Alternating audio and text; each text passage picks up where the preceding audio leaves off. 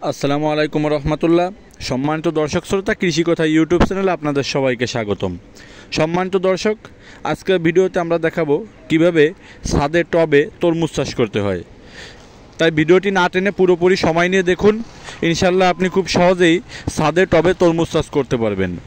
সম্মানিত দর্শক, আপনাদের যদি কারো কোনো ধরনের সবজির বীজের প্রয়োজন হয়, স্ক্রিনে দেখানো হোয়াটসঅ্যাপ নাম্বারে যোগাযোগ করতে পারেন।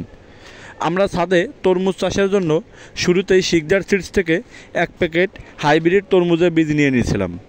পরবর্তীতে আমরা টবে জৈব সার, তরল সার এবং কোকোপিটের ব্যবহার করে তরমুজ গাছ রোপণ করেছিলাম।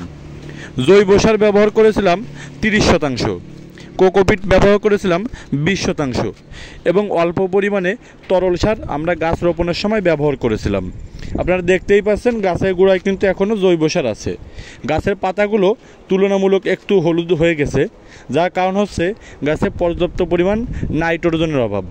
আবার তরমুজ গাছে অনেক সময় গাছের গোড়ায় অতিরিক্ত পানি জমে থাকার কারণে অথবা অতিরিক্ত শুকনা থাকার কারণে পাতা হলুদ হয়ে থাকে।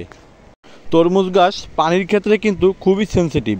তাই আপনি যদি ছাদের টবে অথবা বাড়ির আঙিনায় কোথাও তরমুজ চাষ করতে চান, সেক্ষেত্রে পানির বিষয়টি খুবই গুরুত্ব সহকারে দেখবেন, যেন গাছের গোড়ায় অতিরিক্ত পরিমাণে পানি না জমে যায় অথবা পানি খুব কম পরিমাণেও যেন না দেওয়া হয়, মানে গাছের গোড়া যেন শুকনা না থাকে, এটা খেয়াল রাখতে হবে। আমাদের গাছে দেখতে পাচ্ছেন কত ছোট গাছ, কিন্তু প্রচুর পরিমাণে ফুল এসেছে এবং অলরেডি কিন্তু প্রত্যেকটা গাছে তরমুজ ধরেছে। এই তরমুজগুলো আমরা যদি এখন রুট হরমোন বা ছত্রাকনাশক ব্যবহার করি, সেক্ষেত্রে গাছের পাতার যে হলদে ভাব আছে এটি কিন্তু চলে যাবে এবং তরমুজের সাইজও কিন্তু তুলনামূলক বড় হবে।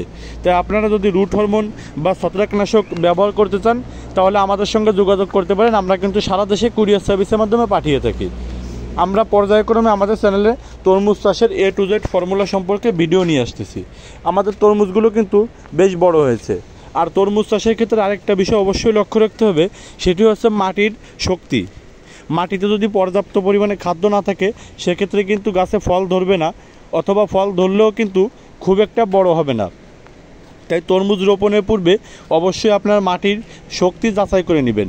মাটিতে পর্যাপ্ত পরিমাণে জৈব সার, রাসায়নিক সার এবং পর্যাপ্ত পরিমাণে ছত্রাকনাশক ব্যবহার করবেন। তরমুজ গাছ কিন্তু খুবই সেনসিটিভ। সম্মানিত দর্শক, আমরা যেই জাতটি রোপণ করেছি এটি হচ্ছে ব্ল্যাক ডায়মন্ড। তরমুজগুলো কিন্তু কালো কালো সাইজে হয় এবং প্রচুর পরিমাণে মিষ্টি হয়। এটি 12 মাস চাষ উপযোগী। তাই তরমুজ চাষ করতে কিন্তু এখন আর কোনো সিজন লাগে না অথবা সময় লাগে না। আপনি চাইলে বছরের যে কোনো সময় ছাদে অথবা বাড়ির আঙিনায় টবে তরমুজ চাষ করতে পারবেন। আর তরমুজের বীজ জার্মিনেশনের ক্ষেত্রে একটা জিনিস লক্ষ্য রাখতে হবে, সেটি হচ্ছে তরমুজের বীজ থেকে চারা তৈরির সময় 2টি পদ্ধতি অবলম্বন করা যায়।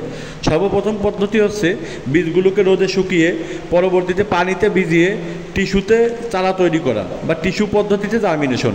আরেকটি পদ্ধতি আছে, সেটি হচ্ছে বীজগুলোকে ভিজিয়ে রেখে সরাসরি মাটিতে রোপণ করা। এক্ষেত্রে যারা নতুন বাগানি আছেন তাদেরকে বলবো তারা অবশ্যই বীজগুলো টিস্যুতে আগে জার্মিনেশন করে নেবেন। এক্ষেত্রে কিন্তু জার্মিনেশন রেট খুব ভালো পাবেন। আর যদি মাটিতে সরাসরি রোপণ করেন, সেক্ষেত্রে জার্মিনেশন রেট একটু তুলনামূলক কম পাবেন। তাই সম্মানিত দর্শক, আপনি যদি তরমুজ চাষ করতে আগ্রহী থাকেন অথবা আমাদের ইউটিউব চ্যানেল নতুন হয়ে থাকেন, আমাদের চ্যানেলটি সাবস্ক্রাইব করে রাখবেন এবং যে কোনো প্রয়োজনে স্ক্রিনে দেখানো হোয়াটসঅ্যাপ নাম্বারে যোগাযোগ করবেন। ধন্যবাদ।